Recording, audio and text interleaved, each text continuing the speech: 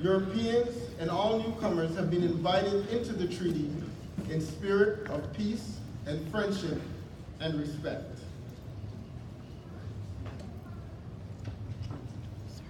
Good evening, everyone. Oh my, that's what happens before we have food. Good evening, everyone. Good evening. That's better. I promise we'll feed you shortly. I want to welcome you all here this evening. It's great to see so many familiar faces, and it's a great honor to be honoring such an amazing man, a man of integrity,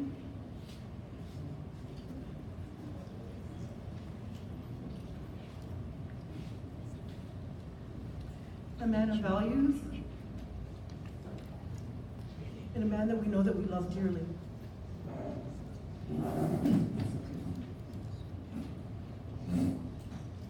My name is Yolanda McLean, and I am the president of the Coalition of the Black Trade Unionists in Canada.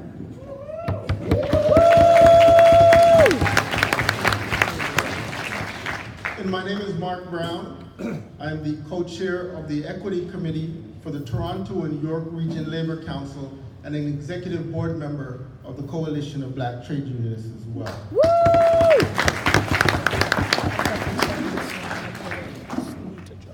And on behalf of the Toronto and York Region Labour Council, on behalf of the Coalition of Black Trade Unionists, on behalf of the Jamaican Canadian Association, the Urban Alliance and Race Relations, and Labor and Community Services, we want to welcome you to the celebration of the life of our brother, Dr. Bromley Armstrong. Yes.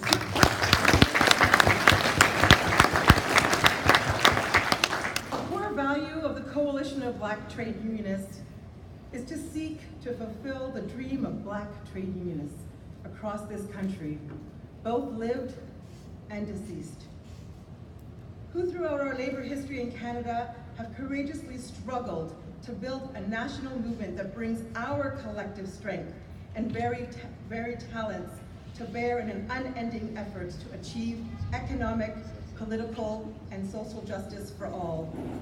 The life of Dr. Bromley Armstrong, as if we see it, a manifestation of our Coalition of Black Trade Unionists' core values. In the time allotted, you'll hear from individuals who have been touched by the life of Dr. Armstrong. You'll hear about his interactions with the labor movement. You'll hear about those who he's mentored over the years, and you'll hear from those individuals who are involved in some of the organizations that Dr. Armstrong has founded. Bromley Armstrong's legacy continues to shape both the labor and social justice movements in Canada in ways that we would never be able to gauge or ever be able to fathom or figure out. Canada is that much more inclusive, resulting from the work that our brother did. Because of Bromley Armstrong's continuous struggle for equity, access, and inclusion, today, we stand on the cinder blocks towards a more just and an equitable society in all of Canada.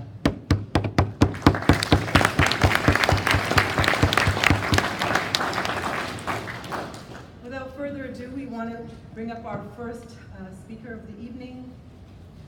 I bring to you our brother Hassan Youssef. Hassan Youssef is the president of the Canadian Labour Congress.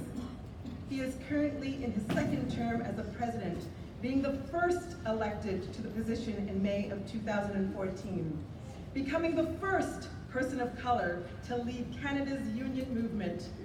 Hassan Youssef worked closely with Brother Armstrong in his early years as a CAW member.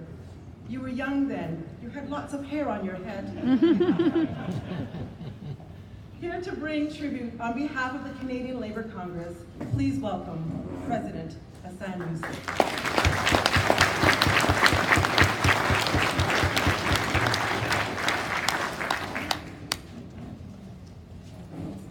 Thanks. The hair is overrated, by the way.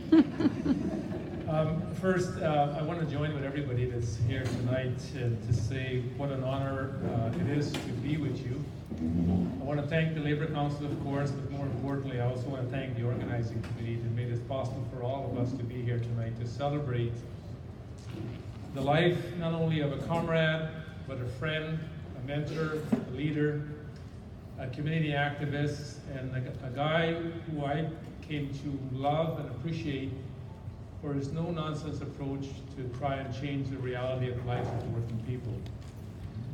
As you know, there's a lot can be said about Bromley, and we could be here for hours, so I'm going to be very brief because I only got about 5 minutes. And I do want to reflect on the important work that Bromley has done, but more than that, I think it's the inspiration that allowed many of us who had followed in his footsteps to also cut a path within our own movement and find our own place. Because when he came to this great country of ours, and this province that we today reside in, it was not exactly the most hospitable place if you're a person of color, much as a black person, trying to find work, and more importantly, try to build a life for your family.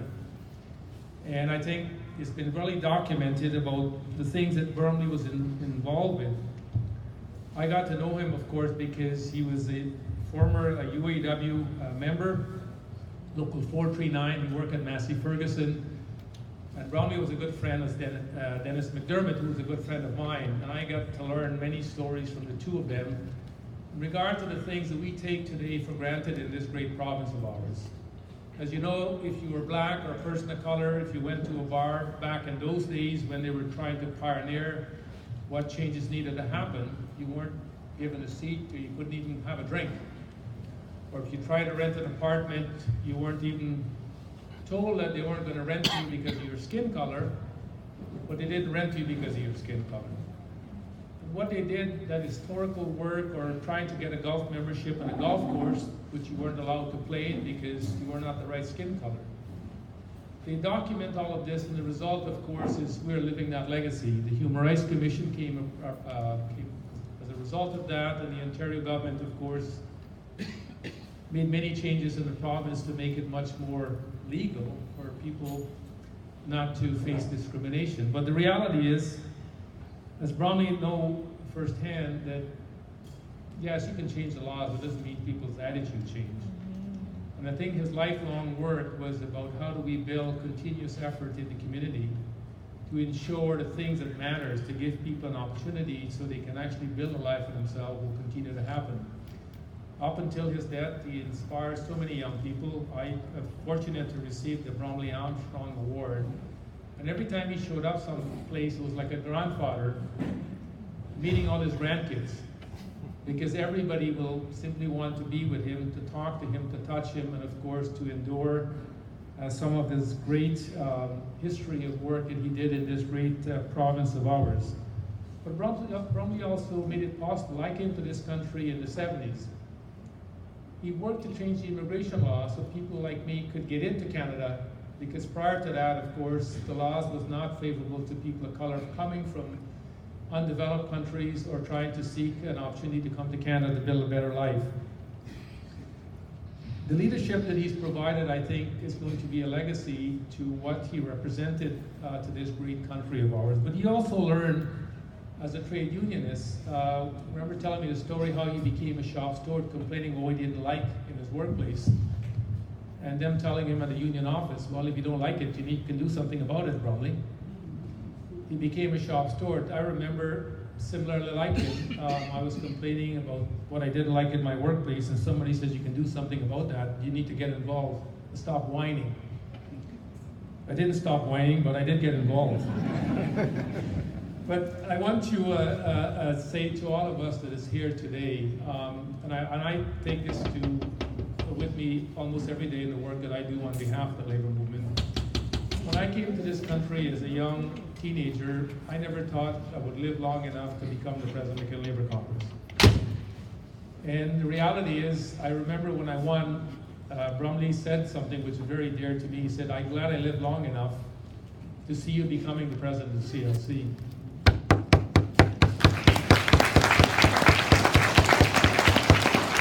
We always knew that among workers of color, that this is the strength of the labor movement. We have passion and conviction of how we can build a better labor movement. And that work, of course, continued today. Whether it's in the province of Ontario, as we're experiencing Doug Ford attack on our most fundamental right under our Constitution. By the way, back then it wasn't any different. They didn't give up. They didn't stop because politicians weren't listening. They continued to fight and push. And the changes that happened in this province and across this country, I think, are enduring to his legacy. It's also important to the labor movement that we remember Bromley Armstrong as a brother who was part of our movement because he provided that space and show us that you actually can make a difference in the work that you do. And we were blessed enough, of course, for many of us to remember his incredible work and the social justice work that he believed in. But what he really believed in, I think, for the most part, is that working people should be able to have good jobs. We should be able to have decent public housing in a society as rich as Canada. And this should be a good place to live for all of us. And the racism that each generation will have to continue to fight to eliminate in our society, it's not a new fight, it's a continuous fight, because racism takes different forms, as we know, in our society, and the systemic nature of the racism that we're dealing with now is reality. The work he did to try and, of course, get police to recognize that police violence against our community, the fact that the police is not seen as of course, as friends of our community, is still with us here today as we talk about racial profiling and trying to get our own police chief to recognize this is a fundamental affront to our dignity and to our basic right in a society. To serve and to protect is to protect all of us, not just some of us in our society.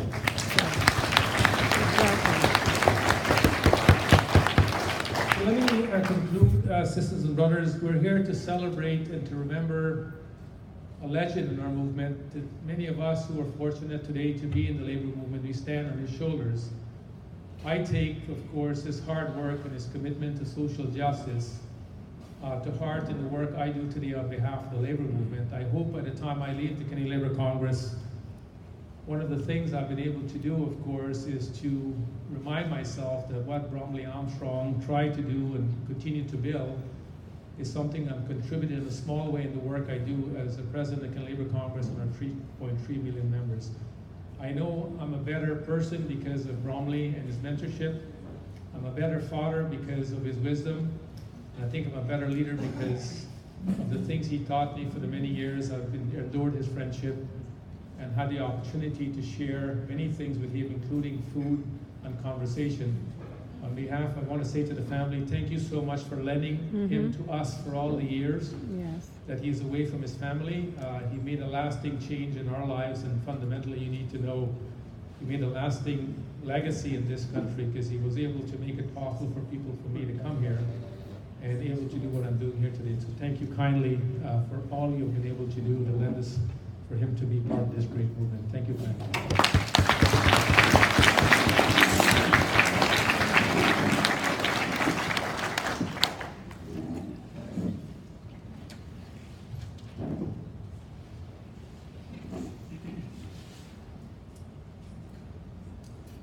Doma Patterson, are you here from the Jamaican Canadian Association?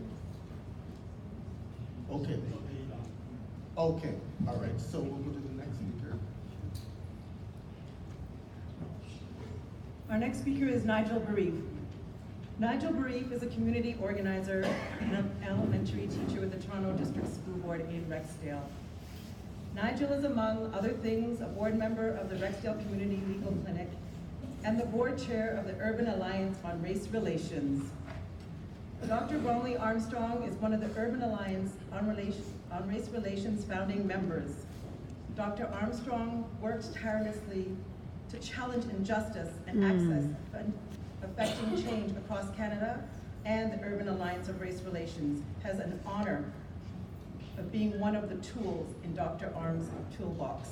When I talk to Nigel, he says, anything you want to know about Bromley, just come to me. Aww. He was our founding member, and I got everything in that little toolbox. All those little notes I still have, and he's one of ours. And I want now for you to help me welcome our brother, Nigel. Yes.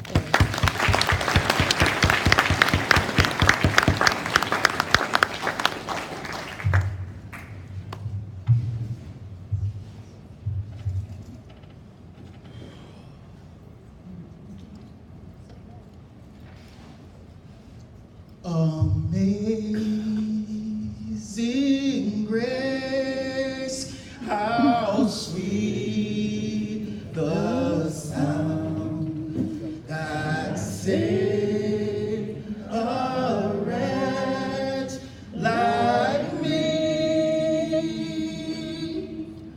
I once was lost, but now I'm found. Was blind, but now I see. Thank you, brothers and sisters, for helping with that. Dr. Bromley Armstrong, he was born in the same city as I was. He was born in the same country as I was. And, you know, he went through so much racism as I did, but that's as far as any of the similarities go. Just a few minutes ago, my elder sitting next to me, Louis Marsh of Zero Gun Violence, he's asked me, do you see anyone today in Bromley's league? Anyone that could push boulders up a hill in labor?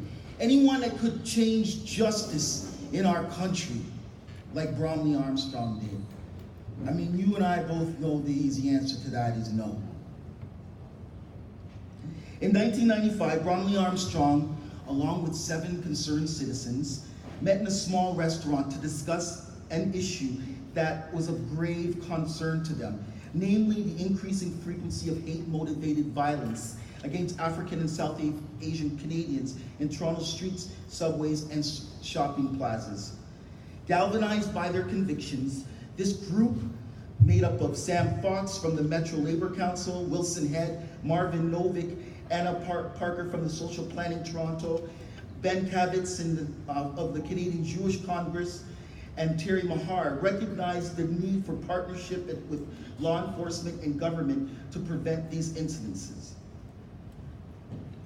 I don't think that they realized that work was going to continue to be needed here in 2018, but I'll touch on that in just a few minutes.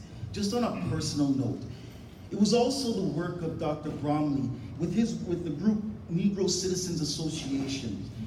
Now, this group lobbied the government because our immigration laws, and there's a few professors in the audience, so I'm not going to embarrass myself by trying to give a lecture, right, Galvin? So what I want you to realize that Canadians' late immigration laws didn't want to allow people who look like me to come in. And it wasn't until the work of that group that opened up our immigration policies, that saw many more folks from the Caribbean and other across the British Islands that finally were allowed to come to this country. And it was, so my father, that happened in 1954. Not even 12 years later, my dad, comes here to Canada, and the rest, as they say, is history. I would not be standing here, so it connects directly back to his work.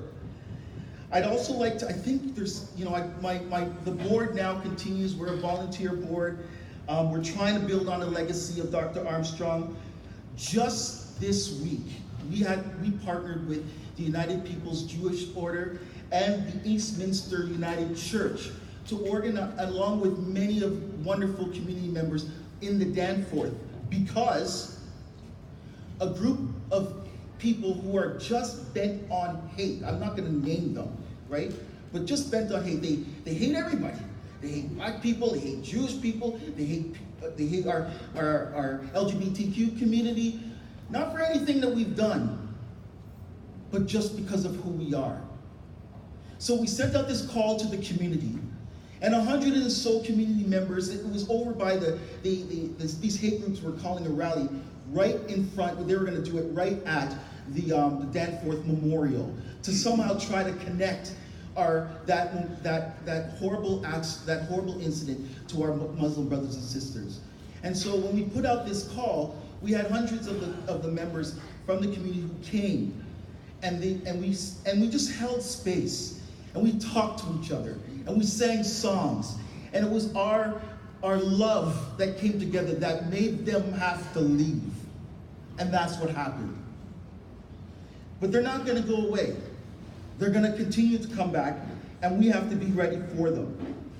You know, it was also just this week, I don't like to mention his name, the premier, what he's been up to, pretty busy guy. Anyway, you saw the attack that he's already done on our LGBTQ community with the rolling back of the curriculum. And we have to stand with our LGBT community, because the only reason for that was for him to appease his far right-wing thinking people. And so we have to stand up against that and demand that we teach our children the correct curriculum in today's, what's relevant for them today. But the other egregious thing that he's also did earlier on in his mandate was that he moved the anti-racism directorate to another ministry, somehow equating anti-racism with safety and police. If that is not a pure example of anti-black racism, I don't know what is. He's already gotten rid of all of the committees on it. So there's a lot that we still have to continue to fight. And what are we gonna do to fight? What are we gonna do? What we have to do is that I'm gonna ask all of you, and I've asked this for you before, you have to find a young person. There's so many of them that are begging for mentorship, and grab them. They needed to be here today with you. We have to bring them here, we have to mentor them, we have to raise them, we have to help them realize that this is just history repeating itself. But we are going to win. We are going to win. Because when anyone tries to attack labor, what do? What do we do? When anybody attacks anyone in labor, what do?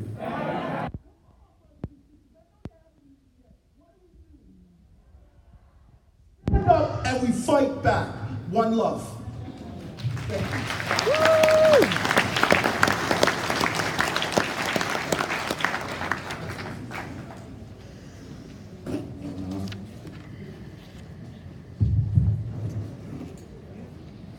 What do we do? Fight back. All right. Adoma Patterson is currently the advisor to the Peel Poverty Reduction Strategy in one of the regional governments in the Greater Toronto Area, responsible for leading the implementation of a multi-year community strategy. Adoma is a former NDP candidate for Brampton West in the 2015 federal election. Adoma is the mother of a 16-year-old son and the 17th president of the Jamaican Canadian Association. Founded in 1962, the JCA is the manifestation of what was a vision of a group of Jamaicans living in Toronto. Among those Jamaicans was none other than our Dr. Bromley Armstrong. Dr. Armstrong chaired a 6-person Constitution Committee whose initial mandate was to develop the JCA Constitution that would propel the organization in becoming the cornerstone of the community that it is today. And here, on behalf of the Jamaican Canadian Association, we present to you the JCA President, Sister Adoma Patterson.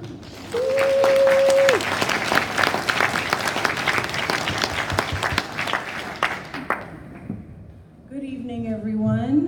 Good evening. Mrs. Armstrong, Lana, the family, the Armstrong family.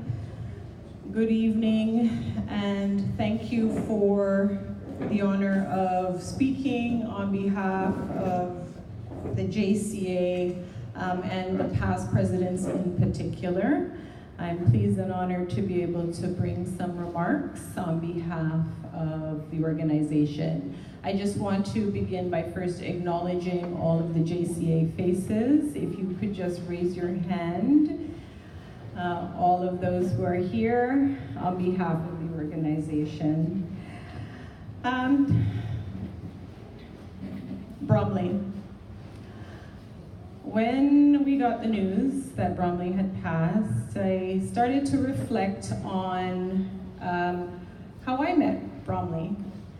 And I remember I was living in Winnipeg at the time, and I was in high school, and I attended the National Youth Conference for the National Council of Jamaicans and Supportive Organizations in Canada. And that's the first time I really knew there was like a bigger community. Grew up in Winnipeg, born and raised in Winnipeg. And so I came in and I'm like, Black people. Wow, a room full of Black people in a center that's owned by the community. And I remember Bromley clearly speaking at that conference and talking passionately about the need for us to mobilize together as organizations across the country. And he was one of the visionaries and the founders of the National Council of Jamaicans. And I always appreciated Bromley because he really, he allowed those of us who were younger to have a voice and to say it was okay to do the things that we wanted to do and to speak about the things that were important to us. And he and others created the space for that. And so those are my personal memories of Bromley. And of course, the legacy that he left as the third president of the JCA, and as one of the founding members of the JCA. And I know that Mr. Williams, the first president, is here this evening. And so I thought I would share some reflections from those past presidents as our tribute. You will hear, of course, the impact, and many know the impact that he has had in the labor movement.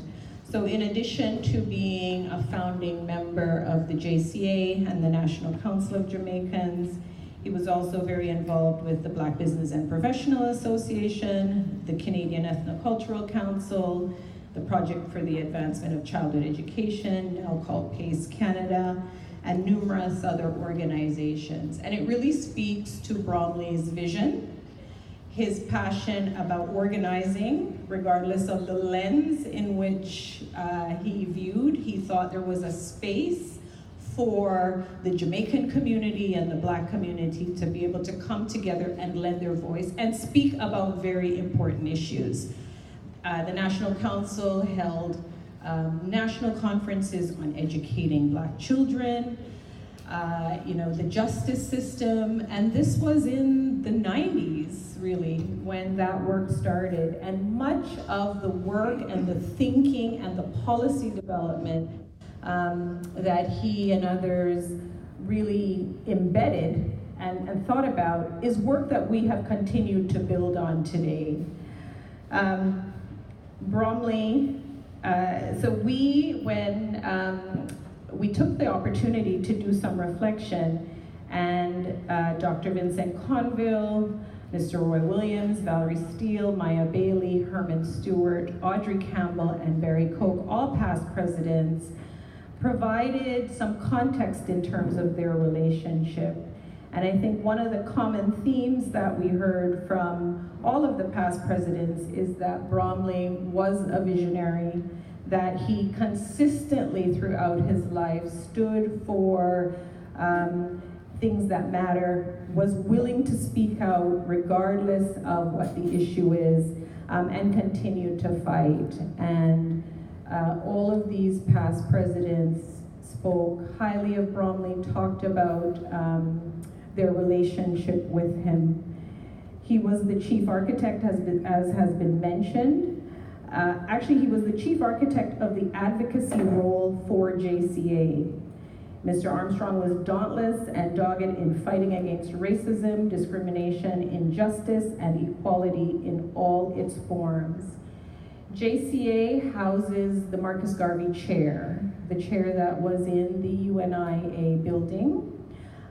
We have that in our boardroom, and I think it serves as a bit of reminder about the work of people like Bromley and the connection to this idea that we should think about where we came from. And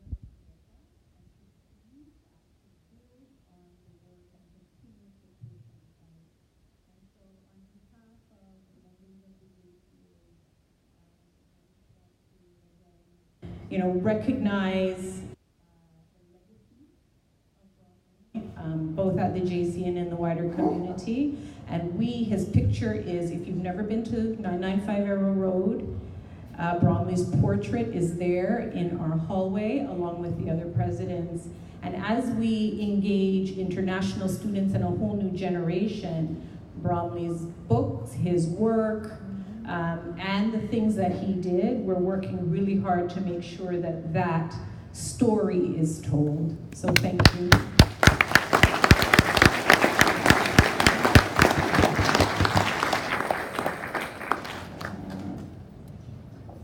Thank you so much. It's great to hear about the history.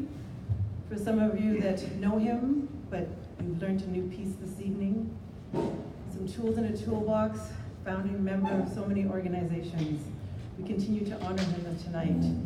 But now we're going to take a short little break, and we invite you to get something to eat. And while you're eating, we will have a bit of entertainment, and then we'll continue with our program.